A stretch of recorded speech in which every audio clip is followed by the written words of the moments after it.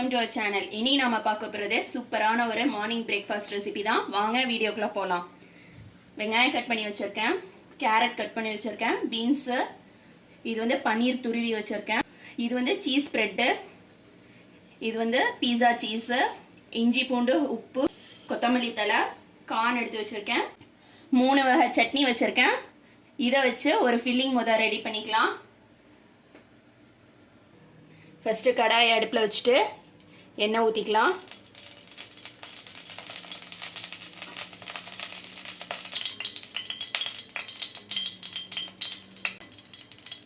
எண்ணெய் சூடு வந்ததுக்கப்புறமா வெங்காயம் சேர்த்துக்கலாம்.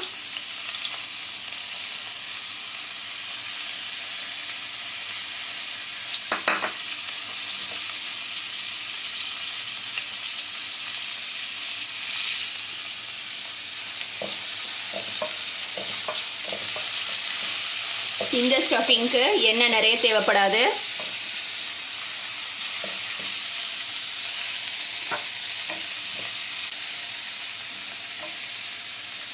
வெங்காயம் வதங்குறதுக்கு உப்பு சேர்த்துக்கலாம்.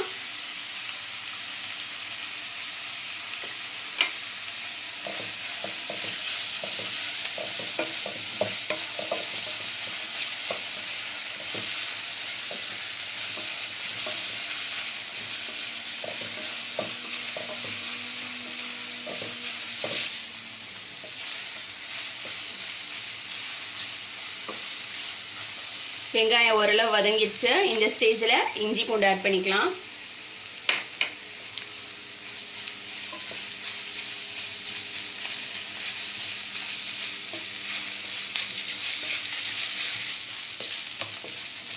இஞ்சி பூண்டு பச்சை வாசனை போனதுக்கப்புறமா கேரட் ஆட் பண்ணிக்கலாம். உங்ககிட்ட என்ன வெஜிடபிள்ஸ் இருக்கோ அதை ஆட் பண்ணிக்கோங்க. இப்போ பீன்ஸ் ஆட் பண்ணிக்கலாம்.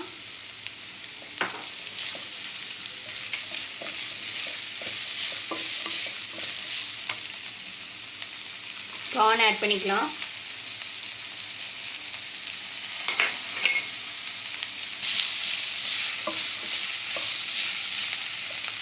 காரத்துக்கு மிளகாத்தூள் ஆட் பண்ணிக்கலாம்.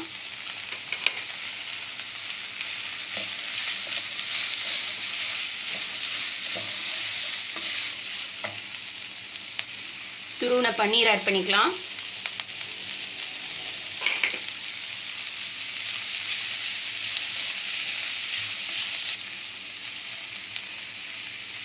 நம்மளோட வெஜிடபிள்ஸ் ஓரளவு நல்லா வதங்கிருச்சு. அடுப்பு ஆஃப் பண்ணிட்டு கொத்தமல்லி தழை சேர்த்துக்கலாம்.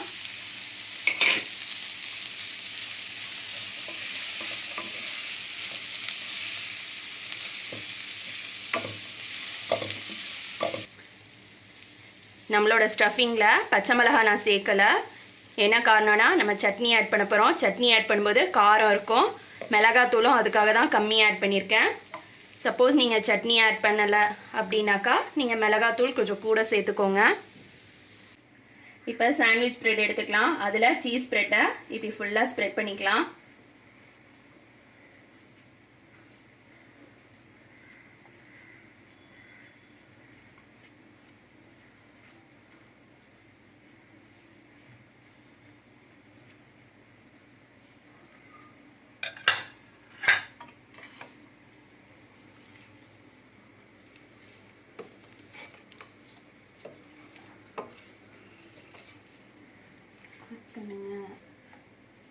இப்போ வெஜிடபிள்ஸ் நம்ம வேக வச்சது எடுத்துக்கலாம்.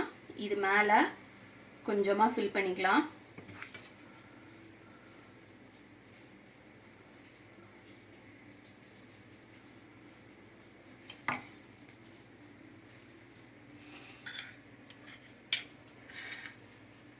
இதுக்கு மேலே கொஞ்சமாக பூண்டு சட்னி ஆட் பண்ணிக்கலாம்.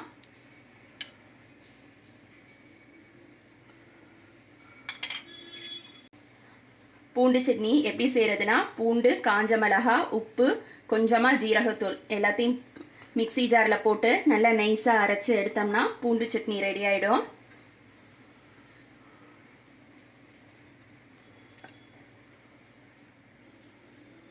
இன்னொரு பிரெட் ஸ்லைஸ் எடுத்துக்கலாம். அதில் கொஞ்சமாக கிரீன் சட்னி ஆட் பண்ணிக்கலாம்.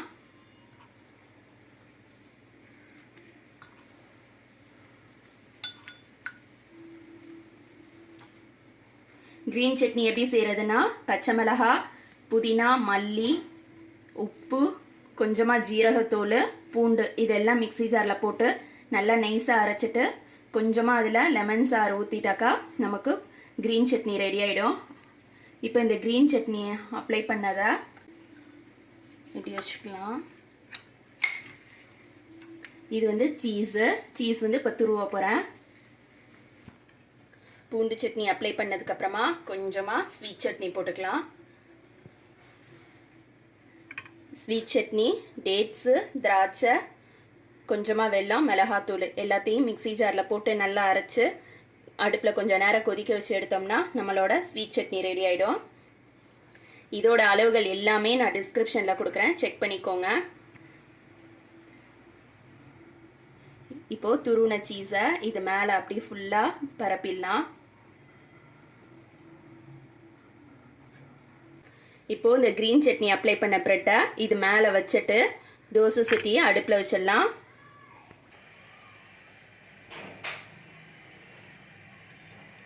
தோசை சட்டி அடுப்பில் வச்சுட்டு கொஞ்சமாக வெண்ணெய் சேர்த்துக்கலாம். வீட்லேயே எப்படி வெண்ணெய் ரெடி பண்ணுறது அப்படிங்கிறது ஏற்கனவே நம்ம சேனலில் வீடியோ இருக்குது. அதோட லிங்க் வந்து டிஸ்கிரிப்ஷன் பாக்ஸில் கொடுக்குறேன், செக் பண்ணிக்கோங்க. இப்போது வெண்ணெய் வந்து லைட்டாக மெல்ட் ஆகிடுச்சு. இதில் நம்ம எடுத்து வச்சிருக்க ப்ரெட்டை வச்சிடலாம். ஏற்கனவே நம்ம ஸ்டஃபிங் வந்து நல்லா வதக்கியிருக்கதால ரொம்ப நேரம் அடுப்பில் வைக்கணும்னு அவசியம் இல்லை. மேலே உள்ள பிரெட் வந்து கலர் வந்தால் போதும். அடுப்பு வந்து மீடியம் ஃப்ளேமில் வச்சுக்கோங்க. ஒரு சைடு பிரெட் நல்லா கலர் வந்திருக்கும். இப்போ அதை திருப்பி போட்டுக்கலாம். திருப்பி போட முன்னாடி மறுபடியும் கொஞ்சமாக வெண்ணெய் சேர்த்துட்டு இப்போ இதை திருப்பி போடலாம். இப்போ நம்மளோட பிரெட் ரெடி ஆயிடுச்சு. இப்போ நம்மளோட பிரெட் சாண்ட்விச்சை கட் பண்ணி காட்டுறேன் பாருங்க.